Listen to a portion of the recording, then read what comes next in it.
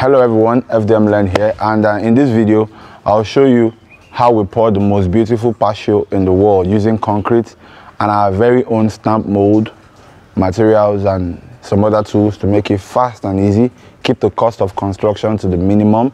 We did a patio and a walkway using stamp concrete technique. I'll show you all of it in this video.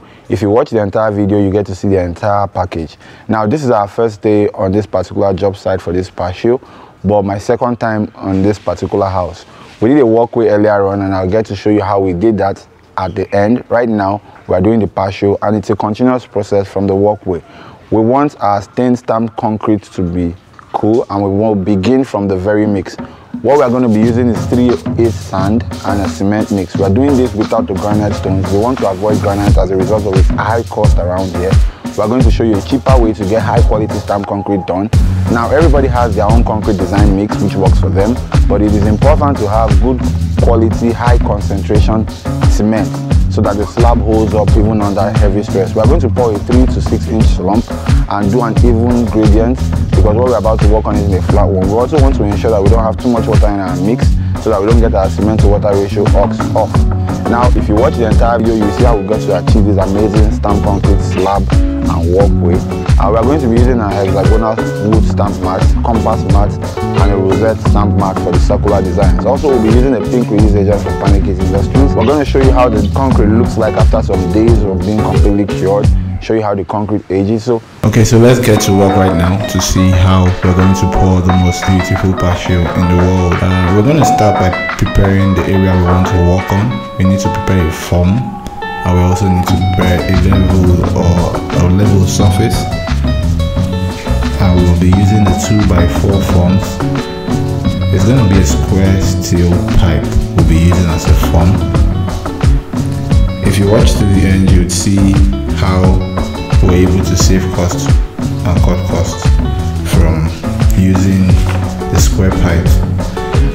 First and foremost, you need to wet your work area before you pour concrete. If you notice, we're pouring on an already existing concrete slab. So we're using the raw cement, a raw Portland cement with the 42.5 strength. And we're going to spread it all over the area we just poured a lot of water upon. Lest I forget, I'm doing this with a team from Frangipani. The reason you're pouring the cement is to make sure that the new concrete bonds properly with the existing concrete. If you don't do that, you'd have the concrete separate. The fresh concrete will separate from the old concrete after a while. So we need to pour the raw cement before we commence laying the new concrete. It's very important. Now the mix, we're going to be using a manual mix. We're not using a concrete mixer on this project because it's a small one. And we're going to be using a 3/8 sand instead of granite. I said earlier on we're going to be doing it in the cheapest way possible. We're going to be using the 3/8 sand and we're going to mix it in the ratio of 1 bag of cement to 3 wheelbarrows of sand. The wheelbarrow needs to be at the flat level. What the flat level means is that you don't want to use more than 4 headpans of 3/8 sand to 1 bag of cement if you're doing the manual mix. However, if you're doing a ready mix from a concrete batching plant, you don't need to worry about the mix ratio, as the ratio would already be done by the company or the batching plant. At this point, we're just spreading the concrete in the form. We pour the concrete in the form, spreading the concrete in the form. What you have is a funny trowel, a handheld trowel to spread and smoothen the concrete. The square pipe, the steel square pipe 2 inches by 4 inches, we will be using to also spread the floor, the concrete, the freshly poured concrete all over the patio. So that's what we're doing. We must even out the concrete properly to be ready to receive the color hardener. At this point, we're evening out the concrete properly in order for it to be ready to receive the color hardener. Because the job is going to be done in the sun, it's easy for the concrete to get hard quickly. So it's very important that you pour and you do only a little area per time. You don't want the concrete becoming hard, so that by the time you commence your stamping process, the prints, the texture are impossible to etch on the concrete. Now you want to make sure that your color hardener is evenly spread. That's the color hardener. We're spreading the panicrete color hardener on that. You must evenly spread your color hardener and the release agent to get the secondary color. Now this is a nice technique to throw your color hardener. However, you could also make use of a sieve to have an even color all over, but you could throw it elbows out, just the way it's been done. That's an even color. Throw the color hardener, make sure it covers every inch of it. We're using the orange color hardener, and that's a nice technique. Just throw off your color hardener before you begin to put your set of stamps.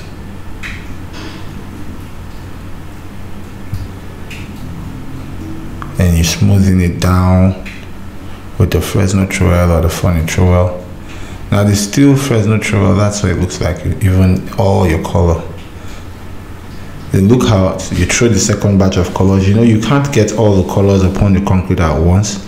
So you do the first set of colors, you go over the concrete, you smoothing it out with the trowel. After smoothing it out, you come back, you spread some more. Now we're trying to detail the edges here. What we are trying to do is to detail the edges here with the handheld edger. That's an edger, it's handheld. We use it to detail the edges so that you have good looking edges before you begin to work your mat in.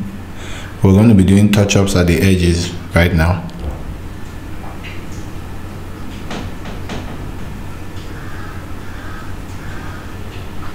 We're just touching up the edges. We want to separate the new concrete from already existing concrete and also give a nice little detail up on it there. At this point, we are beginning to place the release agent to give a secondary color. Now the release agent we're using is pink, so if you notice at the finished work you see something pinkish on the orange colored floor. So we were able to get that two-tone color texture by using the pink colored antique release agent. Now that's the rosette or the compass stamp mat. It's a circular stamp mat. That design you see with the north, south, east and west arrow, that's the stamp mat we use to achieve that design. Now you tamp, you have to tamp or pound your mat. The reason why you're pounding your mat at this point is to ensure that the texture is evenly distributed all over the concrete. You don't want your texture to be legible or clearer in some parts of the concrete and not clear in some parts of the concrete. So we are doing the pounding to ensure that all of the texture of our stamp mats gets imprinted properly on the concrete. That way we can have a very, very sharp detail on our concrete. The impression will be even throughout your concrete. Now because we're using one set of mats and one pounder to ensure that we have an even texture all over the concrete. Now if you're working on a large area, I'll advise you start pretty early, because the process of making stamp concrete, sometimes you have to wait for a concrete to harden if the sun is not too hot. We're working in about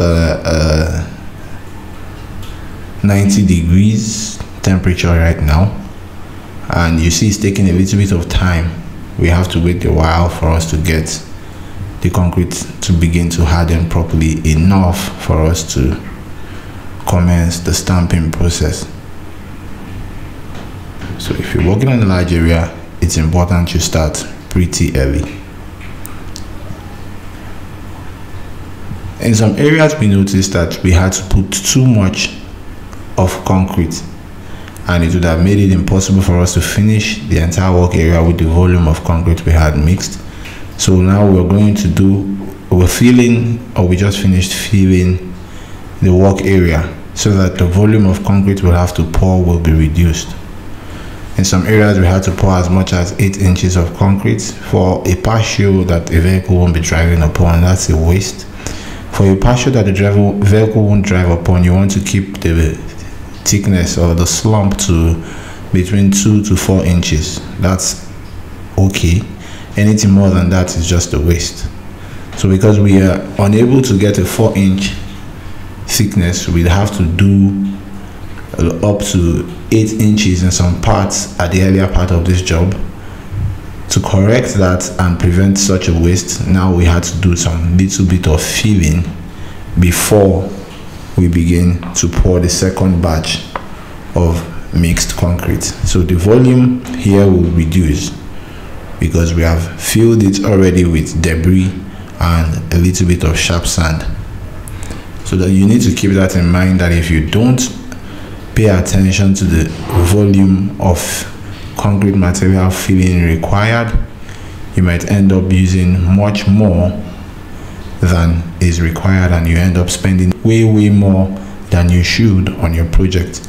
You want to make sure that your filling is kept to a minimum when you're pouring your concrete. If you want a 2-inch concrete, you must make sure that your filling is not much empty, where you'd have to now start pouring a lot of concrete. At the edge now, we're touching up the edges with the edger, with the handheld edger. We're touching up the edges. Make sure we have a nice little detail around the edges. Once we're done touching up the edges, then we take our release agent, the pink release agent, spread it all over the work area, and we begin to stamp.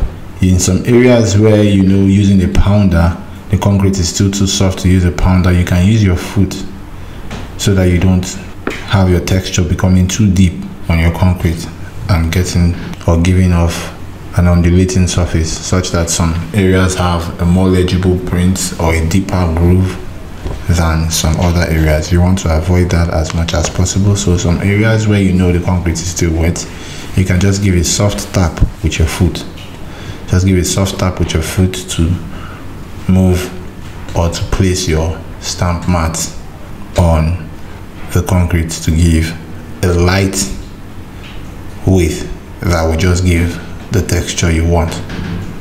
So that's what you want to do. We're doing the second set of the stamps now. Now back to the mix ratio we used on this project.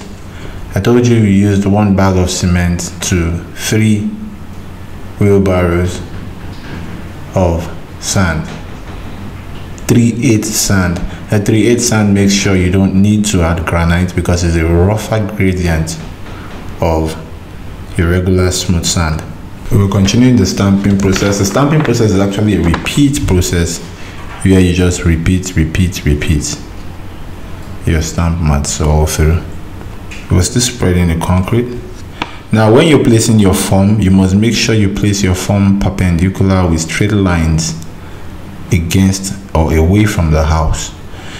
The forms are a permanent feature in your concrete, and if your forms are not straight, you're going to be having a concrete surface that is not too pleasing to the eye, and at the end you won't like the turnout. So we're able to get straight forms, and we paid close attention to the straightness or the legibility of our forms, how legible they are, because we know that they are a permanent feature in the concrete.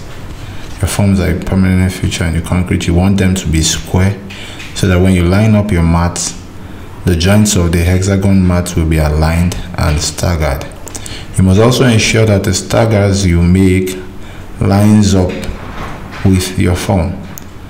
Now when you stand on the mat, you can feel how soft the concrete is and how hard you need to hit it with the pounder to make sure the mat sinks in, so that you can have a consistent texture throughout the entire pour. Because the job is in the sun, it's going to dry and harden a little faster. We might have to hit it a little harder in some areas than we would have to if we were in a shaded area. At this point we're done. We finished the stamping process. You can see how it looks. We have lots of release on it. Now there's a nice technique you could use to save up on your release powder.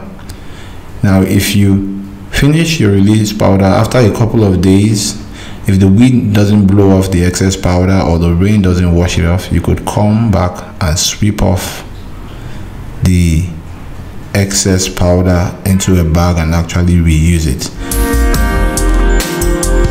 We are doing the joint lines here now.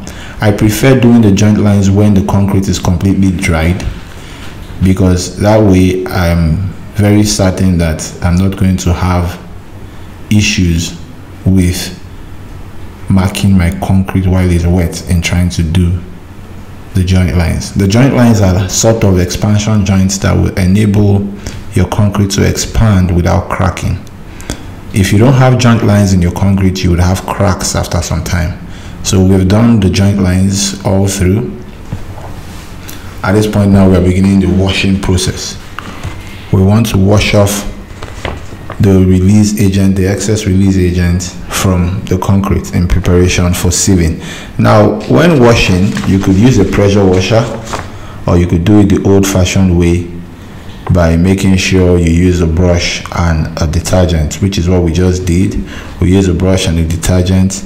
Where the pressure washer fails is because our pressure washer actually failed on this project, so we had to use a brush and a detergent to wash off. It's the same thing, and for you to see, it's the very next day after the pour.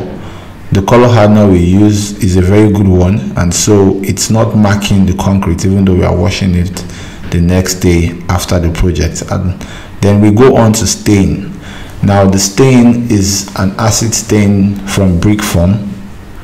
It's a brick form acid stain we're using in this project, and if you notice, we're giving a different color. It's going to react with the concrete to give a different color that becomes a permanent feature of the concrete. We had to wash off first to wash off the excess release agent. Now in a situation where you want a single color concrete, you don't want two-tone colors like we're going to have on this project, you can add a little muriatic acid to the water, usually in a 10:1 ratio in the solution, and usually you wait about 4 days after the pour so that you don't bother about scratching or damaging your floors. And when you're doing your rinsing, and then you wash it off, that way you have a single color or a single color tone on your floor, because it's going to wash off the secondary color from the release agent. Now we're just going to stain the entire concrete. We want a little bit of colored effect all through the floor. That's why we're taking our time to acid stain the concrete with the brick form acid stain from Solomon Colors. After we're done acid staining, or we are sealing it, we'll place a wet look solvent based sealer on the concrete floor in order to give it the shine that we want, the shine and the effect that we want. Now in this video we are applying it with a paint roller, and you can put in multiple layers if you intend to have the shine. You can put multiple layers of the solvent based concrete sealer to give it that shine, but in putting on multiple layers you must put the first layer and allow it to dry, usually for within 12 to 24 hours, and then upon the drying, when the drying is complete, then you now come put the second layer of the solvent based concrete sealer. In this case we are using the Frangipani solvent based concrete sealer to give it a wet look, and we're applying it with a paint roller. You see, it's clear, it's transparent. If any solvent based concrete sealer that is colored will not stand the test of time. It will fade after a while, after a very short while. For you to have a concrete sealer that will stand the test of time, it must be clear, and you must apply it clear. You can see that it's a clear sealer we're using, but the stain is what gives off those amazing colors, and we can go over it again and again and again to touch up the entire area, and then we know that we are done. So that's it, basically, how we're able to achieve the most beautiful patio in the world. For the paint roller, it's about $1 a piece, and you only get one use out of it. It's so easy, anybody can do it.